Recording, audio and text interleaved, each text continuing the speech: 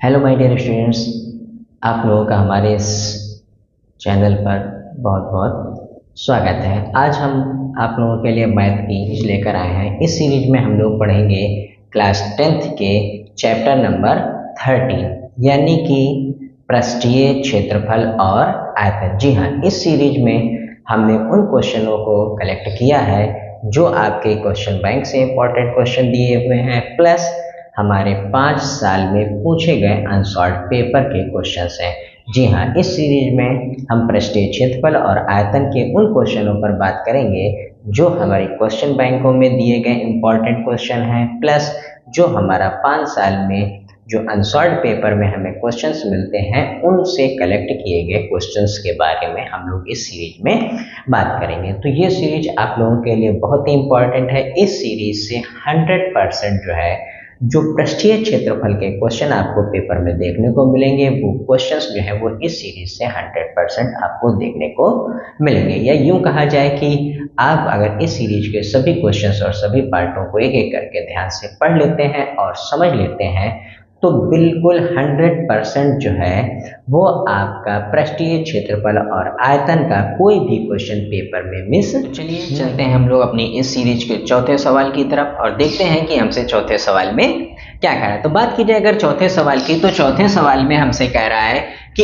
एक 12 सेंटीमीटर व्यास का गोला, यानी कि एक हमारे पास गोला है जिसका व्यास हमें कितना दे रखा है, 12 सेंटीमीटर। यानी कि ये हमारा हो गया एक गोला और इसका हमें व्यास दे रखा है कितना, 12 सेंटीमीटर। फिर आगे क्या कह रहा है कि एक गोला कुछ भाग पानी से भरे लंबवृत्तीय बेलनाकार बर्तन में डाला जाता है।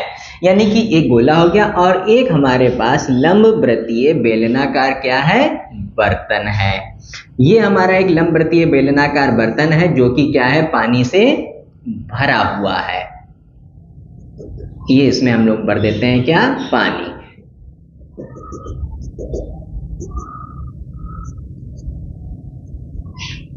फिर आगे हमसे क्या कहता है और सवाल पढ़ लेते हैं। अब कह रहा है कि इस गोले को इस लंबवृत्तीय बेलनाकार बर्तन में क्या करते हैं, डाल देते हैं।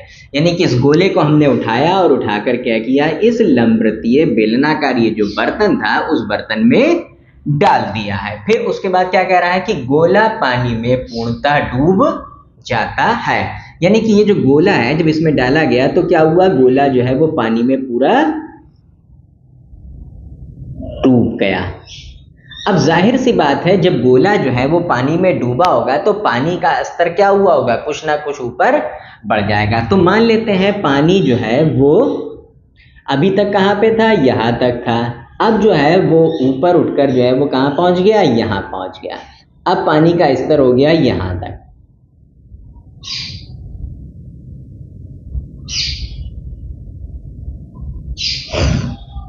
यानी कि इतना पानी जो है यहां से लेकर यहां तक, ये पानी की ऊंचाई जो है वो क्या हुई, गोला डालने पर इतनी ऊंचाई पानी की क्या हो गई, बढ़ गई।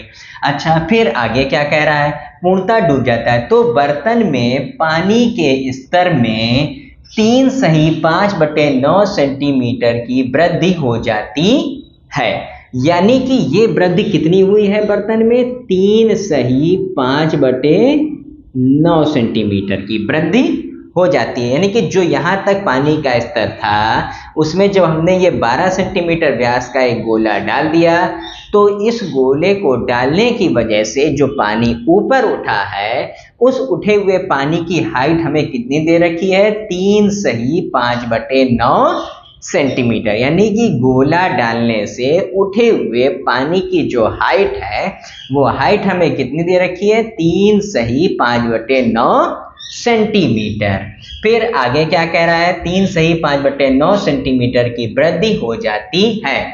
बेलनाकार बर्तन का व्यास ज्ञात कीजिए। यानी कि हमें बताना है कि इस ये जो बेलनाकार बर्तन है जिसमें हमने गोला डाला है इस बर्तन का व्यास क्या होगा, यानी कि ये चीज हमको पता करनी है। तो हम ऐसा करते हैं, सबसे पहले निकाल लेते हैं इस बेलनाकार बर्तन की क्या, त्रिज्या।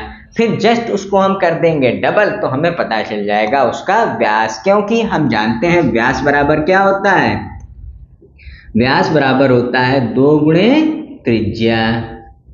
तो हमें अगर जो है वो इसकी त्रिज्या पता चल जाए, बेलनाकार बर्तन की त्रिज्या, तो हमको जो है वो इसका बेलनाकार बर्तन का व्यास आसानी से ज्ञात हो जाएगा। अब त्रिज्या कैसे हम ज्ञात करेंगे?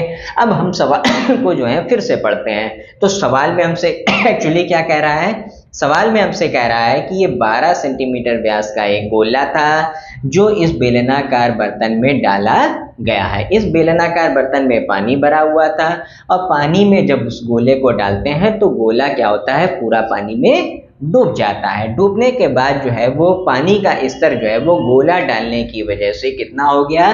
3 सही 5/9 सेंटीमीटर जो है वो क्या हो गया? बढ़ गया। तो गोला डालने की वजह से पानी का हाइट जो है वो क्या हुई है? पानी का स्तर क्या हुआ है? थोड़ा बढ़ा है। तो इसका मतलब ये हुआ कि जितनी जगह गोले ने घेर ली होगी उतनी जगह जो है वो उतना पानी जो है वो ऊपर बढ़ गया होगा। तो इससे एक बात समझ में आ गई कि गोला डालने से जो है वो पानी का स्तर बढ़ा है। तो इसका मतलब ये हुआ कि गोले ने जितना जगह घेरी थी उतने जगह का जो पानी था वो ऊपर चला गया होगा। तो इसका मतलब ये हुआ कि गोले का जो आयतन था, क्योंकि घेरी हुई जगह को क्या कहते हैं हम लोग? आयतन। तो गोले का आयतन और ऊपर उठे हुए पानी का आयतन, दोनों ही आयतन आपस में क्या होने चाहिए? बराबर। क्योंकि पानी जो है वो क्यों ऊपर उठा? गोला डालने की वजह से ऊपर उठा है। अगर पानी गोला डालने की वजह से ऊपर उठा है तो फिर गोले का आयतन और उठे हुए पानी का आयतन जो है वो आपस में क्या होगा? बराबर होगा। तो चलिए अब हम लोग ऐसा करते हैं, तो हम सबसे पहला काम यहाँ पर क्या करते हैं? लिख लेते हैं क्या? गोले का आयतन किसके बराबर होना चाहिए? ऊपर उठे हुए पानी के आयतन के बराबर होगा। तो हम यहाँ पर लिख लेते हैं गोले का आयतन बराबर ऊपर उठे पानी का आयतन। क्योंकि हमको ये कैसे पता चला? हमने देखा कि जब गोला नहीं डाला था तो पानी यहाँ तक था। जब हमने गोला डाल दिया तो गोले ने क्या किया? ये इतना एरिया जो था वो जहाँ पर ये पानी भरा हुआ था, इतना एरिया को उसने जो है वो क्या किया? कवर कर लिया। तो इस एरिया का जो पानी था वो क्या हुआ? उठकर ऊपर चला आया यहाँ पर। तो इसका मतलब ये हुआ कि जितनी जगह गोले ने घेरी होगी उस जगह का पानी आ गया यहाँ पर। तो दोनों का जो है वो आयतन आपस में क्या होगा? बराबर होगा। तभी हम लोगों ने यहाँ पर लिख दिया कि गोले का आयतन बराबर होगा ऊपर उठे पानी का आयतन। अब हमें क्या क्या दे रखा है? गोले की त्रिज्या कितनी दे रखी है वो लिख लेते हैं। गोले की त्रिज्या, गोले की त्रिज्या हमारी कितनी जाएगी? व्यास हमें कितना दे रखा है? 12 सेंटीमीटर का। तो त्रिज्या बराबर कितने हो गई? 12/2 यानी कि 6 सेंटीमीटर। फिर उसके बाद अब हमें क्या दे रखा है? बेलन। क्योंकि ये हमारा बर्तन कैसा है? बेलनाकार। और पानी कितना ऊपर उठा? 3 सही 5/9। तो इसका मतलब उठे हुए पानी की हाइट कितनी हो गई? 3 सही 5/9।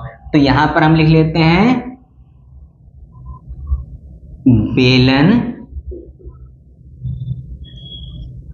की ऊंचाई बराबर कितनी हो गई? 3 सही 5/9। यानी कि ऊपर जो उठा हुआ पानी है उसकी हाइट कितनी है? 3 सही 5/9। अब ये सही नहीं रखा है, इसको हम थोड़ा सा सही कर लेते हैं। तो 9 की करेंगे सबसे पहले 3 से गुणा, और 3 से गुणा करने पर जो आ जाएगा उसमें हम जोड़ देंगे 5। तो 9 की 3 से गुणा कर लेंगे तो कितना आ जाएगा? 9 कम 9 9 27। 27 में जो है वो जोड़ देंगे 5। तो 27 और 5 कितने हो गए? 32। तो हमारे पास यहाँ पर कितना आ गया? 32/9 सेंटीमीटर।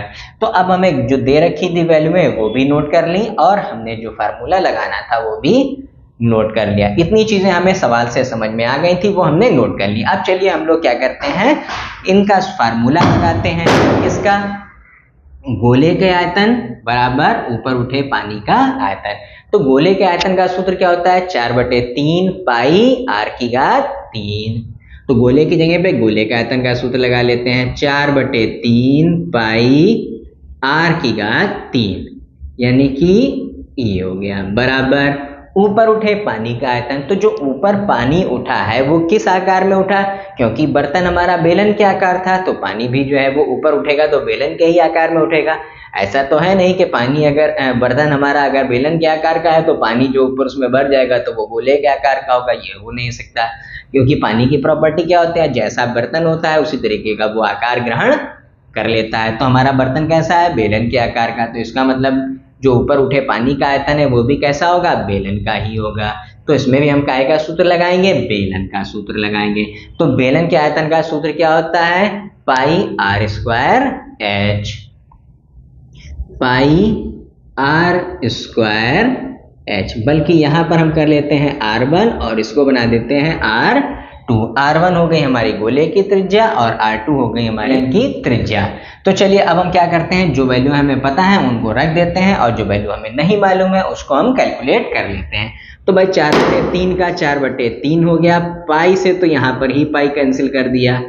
R1 कितना हमें दे रखा है 6, तो यहाँ पर 6 की घात 3 यानी कि 6 गुणे 6 गुणे 6 बराबर R2 की घात 2 गुणे H।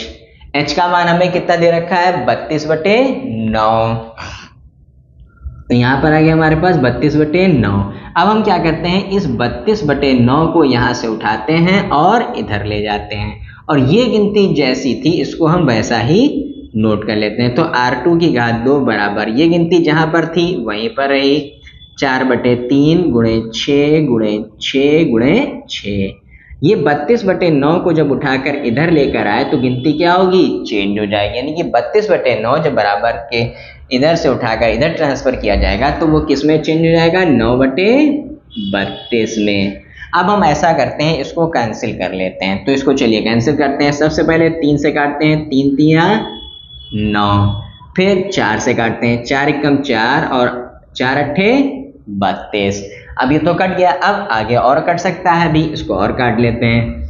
2 से काटते हैं, 2 चक्कू 8, 2 तिया 6, फिर 2 दूनी 4, 2 तिया 6, 2 एकम 2 और 2 तिया 6। तो हम यहाँ पर अगर ध्यान से देखें तो देखिए 1 3 का ये जोड़ा बन जाएगा और 1 3 का ये जोड़ा बन जाएगी, यानी कि ये हो जाएगा 9 की घात 2। तो R2 की घात 2 बराबर हो गया 9 की घात 2, तो इसलिए R2 बराबर कितना हो गया 9। तो जब R2 बराबर हमारा आ गया 9 सेंटीमीटर, तो R2 बराबर कितना आ गया 9 सेंटीमीटर। तो व्यास कितना हो जाएगा, तो हम यहाँ पे लिख लेते हैं बेलन का व्यास बराबर, बेलन का व्यास क्या होता है 2 गुणे त्रिज्या। अभी हमने देखिए आपको यहाँ पर सूत्र बताया था कि बेलन का व्यास बराबर क्या होता है 2 गुणे त्रिज्या। तो 2 गुणे त्रिज्या, त्रिज्या कितनी है 9, तो 2 नेम 18, यानी कि उस बेलनाकार बर्तन का व्यास कितना होगा जिसमें गोला डाला गया है, तो उस बेलनाकार बर्तन का व्यास होगा 18 सेंटीमीटर। तो देखिए हम लोगों ने बहुत ही आसानी के साथ जो है वो इस सवाल को अच्छे से समझ लिया। चलिए चलते हैं हम लोग अपनी इसी सीरीज के अगले सवाल की तरफ और देखते हैं कि हमसे क्या कह रहा है। तो चलिए चलते हैं हम लोग अपने अगले सवाल की तरफ और देखते हैं कि हमसे उसमें क्या कह रहा है। तो बात की जाए अगर अपने अगले सवाल की, तो अगले सवाल में हमसे कह रहा है कि 7 सेंटीमीटर भुजा के ठोस लकड़ी के घन को छीलकर, यानी कि 7 सेंटीमीटर भुजा का एक क्या है ठोस घन बना हुआ है लकड़ी का, एकदम सॉलिड घन है। इस घन की भुजा कितनी दे रखी है हमें, पहले यहाँ पर लिख लेते हैं घन की भुजा हमें कितनी दे रखी है 7 सेंटीमीटर, यानी कि जो घन है जो लकड़ी का एक ठोस गुटका टाइप का बना लेते हैं, एकदम ठोस सॉलिड गुटका जो है वो घन के आकार का है, उसकी भुजा हमारी कितनी दे रखी है 7 सेंटीमीटर। फिर आगे क्या कह रहा है, घन को छीलकर, उस घन को क्या करा जाता है छीला जाता है। अब छीलकर क्या करा जाता है, घन को छीलकर एक महत्तम गोला बनाया जाता है, यानी कि उस घन को क्या करा जाता है छीलकर एक महत्तम गोला बना लिया, यानी कि अधिकतम रेडियस का जो है वो एक गोला तैयार किया जाए। तो अधिकतम से अधिकतम उसमें कितनी रेडियस हो सकती है, तो उस गोले का व्यास कितना भी ज्यादा से ज्यादा होगा, लेकिन 7 सेंटीमीटर से ज्यादा का नहीं हो सकता है। क्यों अधिकतम, क्योंकि घन की हाइट कितनी हमको दे रखी है, घन है 7 सेंटीमीटर का, तो 8 सेंटीमीटर का उससे गोला कैसे काट सकते हैं भाई, अधिकतम जितनी घन की हाइट होगी उतना ही हम गोला उससे काट कर निकाल सकते हैं। जैसे हम आपको एक एग्जाम्पल से समझाएं, जैसे मान लीजिए ये है 7 सेंटीमीटर, तो इससे हम अधिकतम कितना बड़ा गोला बना सकते हैं? भाई अधिकतम की अगर बात करी जाए तो हम गोला बना सकते हैं इससे इतना बड़ा। इस लाइन की सहायता से अधिकतम हम इतना ही बड़ा गोला बना सकते हैं। अब कहो कि इस लाइन की सहायता से हम इतना बड़ा गोला कैसे बना लेंगे? तो ये तो लाइन से बाहर चला गया। हमें क्या करना है? इस लाइन की सहायता से बनाना है गोला। तो ये लाइन हमारी जब 7 ही सेंटीमीटर की है तो इस लाइन से हम 7 अधिकतम जो है वो 7 ही सेंटीमीटर का बड़ा गोला बना सकते हैं। यानी कि जो हमने गोला काट कर निकाला होगा उस गोले का व्यास कितना होगा? 7 सेंटीमीटर। फिर आगे क्या कह रहा है? छिली हुई लकड़ी का आयतन ज्ञात कीजिए। यानी कि जो गोला बनाने के लिए जो हमने लकड़ी को छीला होगा उस छिली हुई लकड़ी का हमें आयतन ज्ञात करना। कैसे? जैसे कि ये देखिए हमने सर्कल बनाया। चलिए अब हम आपको और बताते हैं। जैसे ये सर्कल है, अब यहाँ पर क्या होगा? जैसे सपोज दैट ये लीजिए ये जो साइड में से हमने लकड़ियां जो छीली होंगी यहाँ पे गोला बनाने के लिए, ये सारी, इस लकड़ी का हमको आयतन बताना है। तो हम ऐसा करते हैं, सबसे पहला काम ये करते हैं, ये जो घन है हमारा उस घन का निकाल लेते हैं आयतन। और घन का आयतन निकालने के बाद जो है वो हम ये जो गोला उसमें से घन से काट कर निकाला गया उसका आयतन निकाल लेते हैं। फिर दोनों के आयतन को हम कर देते हैं आपस में माइनस। तो जब हम दोनों के आयतन को आपस में माइनस कर देंगे तो हमें पता चल जाएगा कि किनारे किनारे से जो छांट कर लकड़ियां हमने निकाली हैं उसका आयतन कितना होगा। तो सबसे पहला हमें काम क्या करना है? घन की भुजा हम लोगों ने लिखी ली है तो हम सबसे पहले निकाल लेते हैं क्या? घन का आयतन। तो घन का आयतन क्या होता है? भुजा की घात 3। तो यहाँ पर लिख लेते हैं घन का आयतन बराबर होता है क्या? भुजा की घात 3। तो भुजा की घात 3 यानी कि भुजा हमें कितनी दे रखी है? 7 सेंटीमीटर। तो हो जाएगा हमारे पास कितना? 7 की घात 3। तो 7 की घात 3 कितना होगा? 7 गुणे 7 गुणे 7। तो 7 की जब हम 3 बार लिखकर मल्टीप्लाई करेंगे तो कितना आ जाएगा? आ जाएगा हमारे पास 343 यानी कि 343 सेंटीमीटर क्यूब।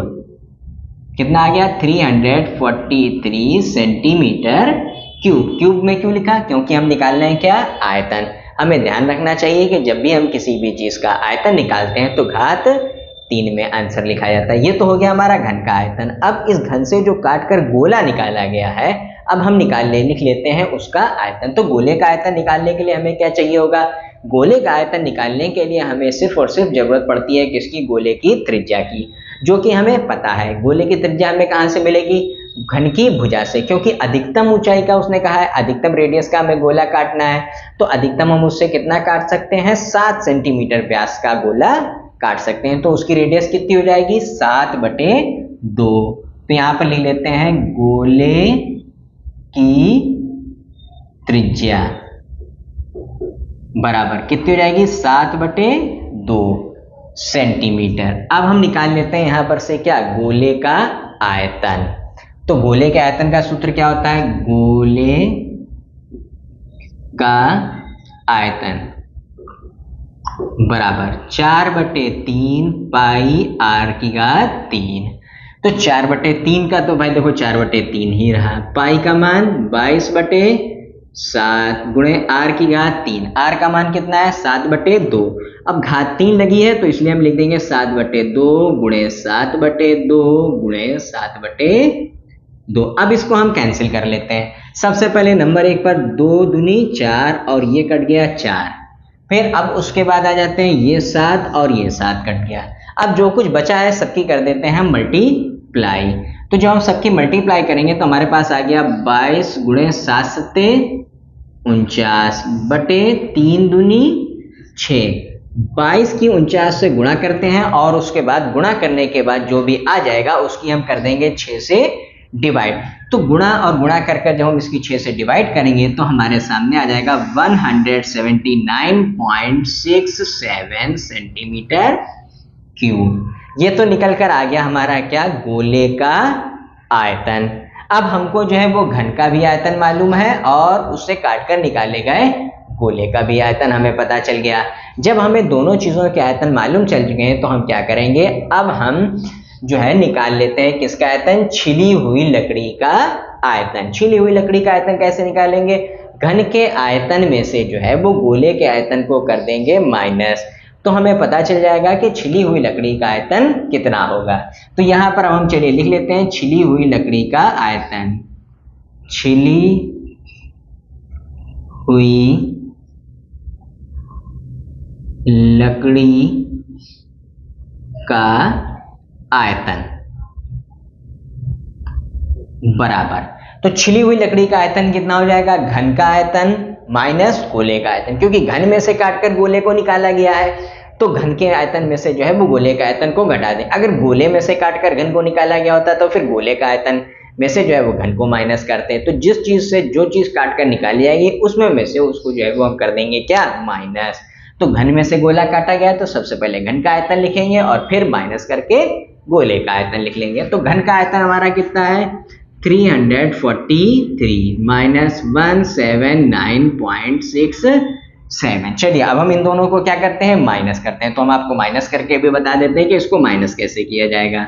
जैसे यहाँ पर लिखा है 343, तो यहाँ पर हम लिख लेते हैं 343, पॉइंट के बाद कोई गिनती नहीं है तो यहाँ पर आ गया 0 0।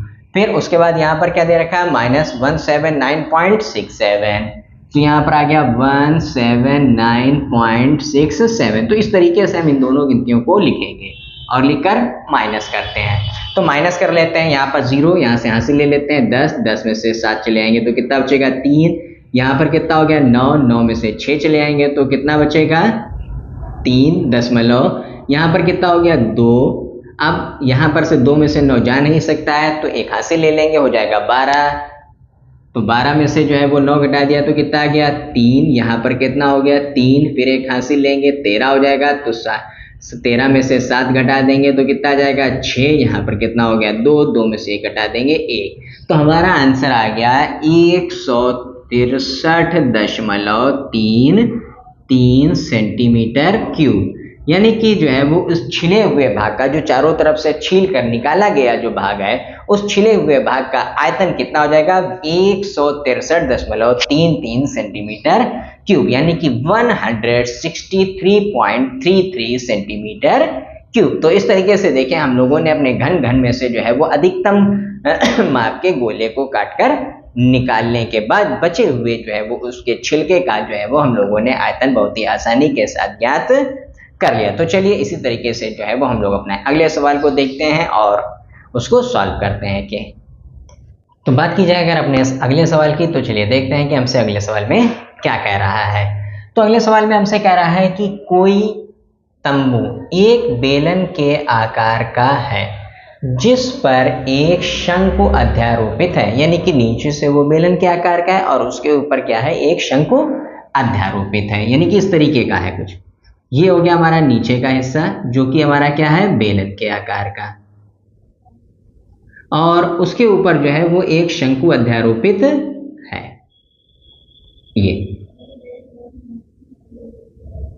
ये बेलन के आकार का हमारा तंबू है और उसके ऊपर क्या है, एक शंकु अध्यारोपित है। अध्यारोपित होने का मतलब होता है उसके ऊपर एक शंकु रखा हुआ है।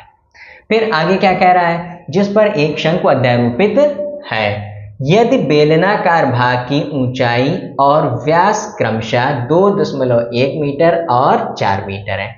यानी कि बेलनाकार भाग की ऊंचाई कितनी है, 2.1 मीटर।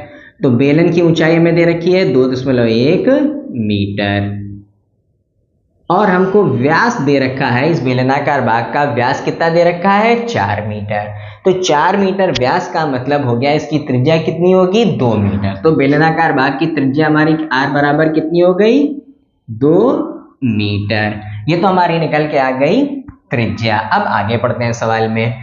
तथा शंकु की तिर्यक ऊंचाई 2.8 मीटर है, यानी कि ये जो शंकु है तिर्यक ऊंचाई उसकी हमें कितनी दे रखी है, 2.8 मीटर। यानी कि शंकु की तिरछी ऊंचाई जो है वो हमें दे रखी है कितनी, 2.8 मीटर। फिर उसके बाद आगे पढ़िए, देखिए सवाल में क्या कह रहा है। तो इस तंबू को बनाने में प्रयुक्त कैनवास का क्षेत्रफल ज्ञात कीजिए। ठीक, पहली बात कह रहा है कि इस तंबू को जो बनाने में कितना कपड़ा लगा होगा। अब हमको निकाल कर ये बताना है कि इस टेंट को, इस तंबू को बनाने में कितना कपड़ा यूज किया गया होगा।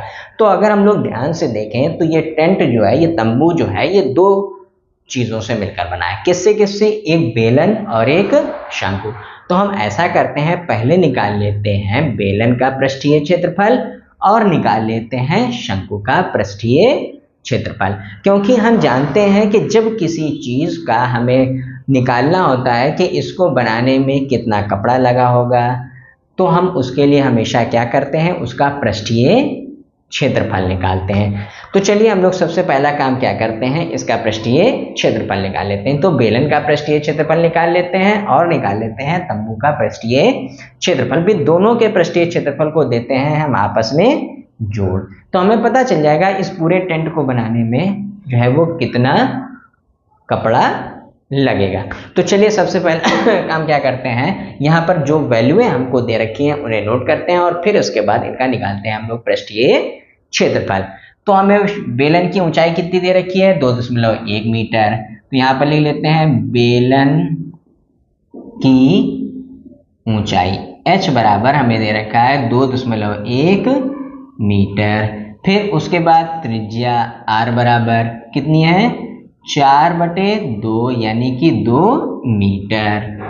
फिर उसके बाद आ जाते हैं शंकु में। शंकु की तिरछी ऊंचाई यानी कि L बराबर हमें दे रखा है 2.8 मीटर। अब हमें निकालना है कि इस टेंट को बनाने में कुल कितना कपड़ा लगेगा। तो कुल कपड़ा निकालने के लिए हमेशा हम क्या निकालते हैं, पृष्ठीय क्षेत्रफल। तो हम बेलन के पृष्ठीय क्षेत्रफल प्लस शंकु का पृष्ठीय क्षेत्रफल, दोनों के पृष्ठीय क्षेत्रफल को आपस में जोड़ देते हैं तो हमारा निकल आएगा कि टेंट को बनाने में कुल कितना कपड़ा लगेगा।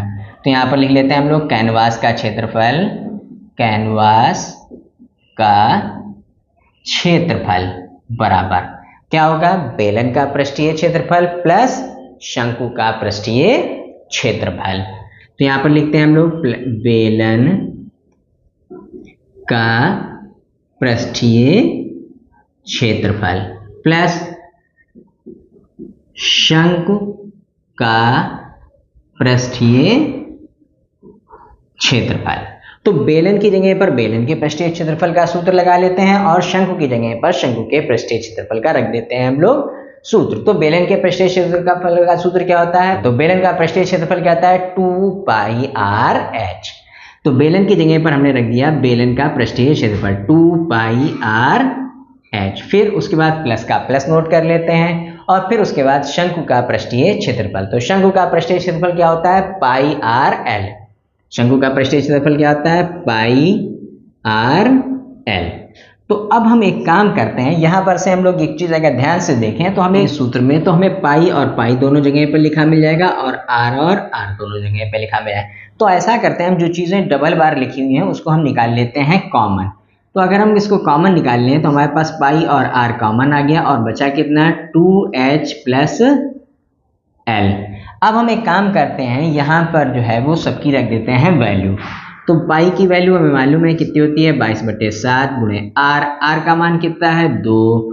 फिर ब्रैकेट के अंदर 2 गुणे h का मान कितना है, 2.1 प्लस l का मान कितना है, 2.8।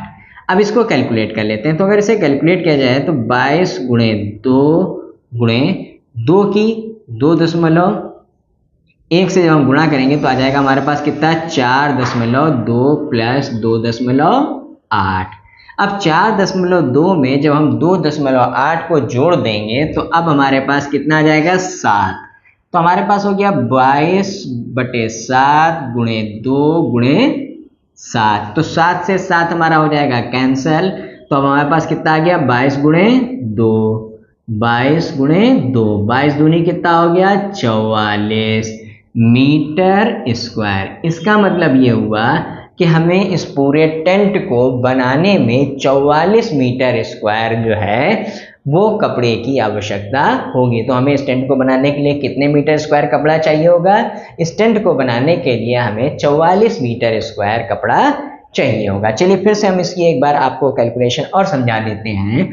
यहाँ पर से हमने सबसे पहला काम क्या किया, देखा यहाँ पर भी पाई है, यहाँ पर भी पाई है, यहाँ पर भी आर है, यहाँ पर भी आर है, तो दोनों जगह पर हमें एक जैसी गिनतियां मिल गई, तो हमने पाई और आर निकाल के रख लिया बाहर।